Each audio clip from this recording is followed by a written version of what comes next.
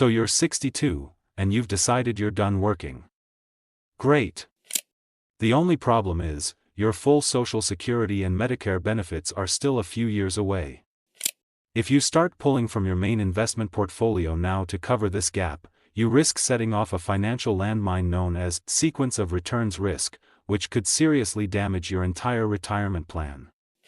In this video, I'm going to show you the specific bucket strategy that financial pros use to build a stable income bridge, so you can retire confidently at 62 and dramatically lower the risk of outliving your money. Section 1, the multi-trillion-dollar question: why this gap matters. Retiring at 62 feels like freedom. But it comes with a huge decision that could literally be worth hundreds of thousands of dollars over your lifetime. And that decision is, when should you claim Social Security? Let's be honest about the numbers. You can start taking Social Security at 62, and for a lot of people who need the cash flow, it feels like the only option. But it comes with a permanent catch. For anyone born in 1960 or later, your full retirement age is 67. If you claim at 62, you're locking in a permanent benefit reduction of about 30% compared to what you'd get at 67. Now, here's where it gets interesting. For every year you wait past your full retirement age, you earn delayed retirement credits. That's about an 8% increase in your benefit. Every single year, until you hit 70. Waiting until age 70 can boost your monthly payment by up to 24% over what you'd get at your full retirement age. Think about that for a second. The difference between claiming at 62 and 70 isn't just a few bucks. For higher earners, it can be hundreds or even over $1,000 more per month. This isn't just a raise, it's a form of longevity insurance. It's a guaranteed, inflation-adjusted stream of income that's significantly larger for the rest of your life. The real challenge, of course, is funding your life in those gap years between 62 and 70. That's where the bridge comes in.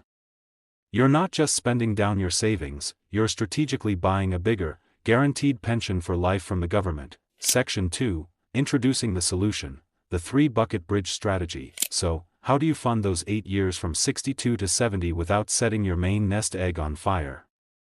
You do it with a plan. Not just pulling money out, but with a structured approach that financial pros call a bucket strategy. Imagine 3 buckets of money, each with a specific job. The first bucket is for right now. The second is for the next few years. And the third, your main portfolio, is left completely alone to grow. Shielded from the pressures of your daily spending. This structure is all about giving you stable, predictable income, protecting you from selling your investments at the worst possible time, and letting your long-term growth engine keep on compounding. It turns a scary, chaotic problem into a clear, manageable process. Section 3, Bucket 1, your cash bridge, years 1 to 2. Its job is simple: provide absolute stability and immediate access to cash. This bucket is your defense against market swings. If the stock market takes a nosedive the day after you retire, it doesn't really matter to your daily life. Because your spending money isn't in the market. So, what goes in Bucket 1? Just cash and cash equivalents. Think high-yield savings accounts, money market funds, and maybe the first rung of a CD ladder.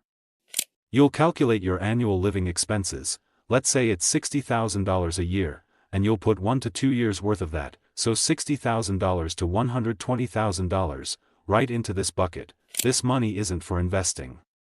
It's for your mortgage, groceries, and travel plans. It's boring, it's stable, and it lets you sleep at night. You'll refill this bucket from Bucket 2 as you go, but we'll get to that. For now, just know that Bucket 1 is your wall of defense. Section 4, Bucket 2, the midterm stabilizer, years 3 to 5. Bucket 2 is your bridge to the bridge. It's designed to generate income and hold its value over the next 3 to 5 years. This is the money you'll use to refill Bucket 1 as you spend it down.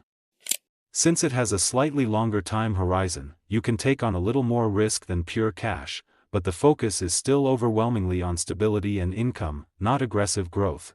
What goes in here? This is where you put your more conservative investments. Think short-term bond funds, individual bonds that mature in the next few years, or a CD ladder where different CDs mature every year for the next 3 to 5 years. Some people might even use a special type of annuity that provides guaranteed payments for a fixed number of years, perfectly matching your bridge period. The goal here is to earn a modest return that hopefully outpaces inflation, without exposing your principal to big market risks. As your cash in bucket 1 gets low, you'll just sell some of the assets in bucket 2 to top it off. It's a systematic process that ensures you always have a steady supply of cash without ever having to touch your long-term investments. Section 5, Bucket 3, the long-term growth engine, Year 6, this is the main event. Bucket 3 is your retirement nest egg, the bulk of your portfolio that you've spent decades building. This is where your stocks, growth-focused mutual funds, and index funds live. The primary job of Bucket 3 is long-term growth, and here's the most important rule of the bridge strategy: you do not touch Bucket 3 during the bridge years. By creating the first 2 buckets, you've built a protective moat around your growth portfolio. You've given it the one thing it needs most: time. Time to recover from market downturns. Time for the power of compounding to work its magic. By leaving it alone from age 62 to 70, you're allowing it to keep growing, hopefully significantly, before you ever need to start drawing from it. When you finally turn on Social Security at 70, and later when required minimum distributions, RMDs, kick in, you'll be drawing from a much larger portfolio. And your higher Social Security benefit will mean you need to withdraw less from it, allowing it to last much, much longer. It's important to note that under current law, RMDs start at age 73 or 75, depending on your birth year. Section 6, the tax-efficient withdrawal order. Having the buckets is one thing. Knowing how to pull from them in the right order is where you can save tens of thousands in taxes. The years between retiring at 62 and starting Social Security are often your lowest income years in retirement. This creates a golden tax planning window. The common wisdom for withdrawal order is this: taxable brokerage accounts. These are your most flexible accounts. You only pay capital gains tax on the growth, and if your income is low enough, that rate could even be 0%. Tax-deferred accounts, traditional IRA/401k withdrawals from these are taxed as ordinary income. During these low-income bridge years, you can strategically pull from these accounts to fill up the lower tax brackets, like the 10% and 12% brackets, without bumping yourself into a higher one. This is far smarter than waiting until RMDs force you into a higher bracket later on. Tax-free accounts, Roth IRA. These are your secret weapon.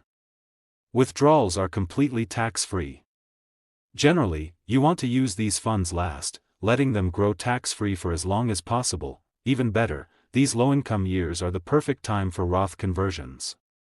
You can move money from your traditional IRA to a Roth IRA, pay the income tax on it now while you're in a low tax bracket, and let it grow tax-free forever, with no future RMDs on that converted amount. You absolutely must budget for these premiums.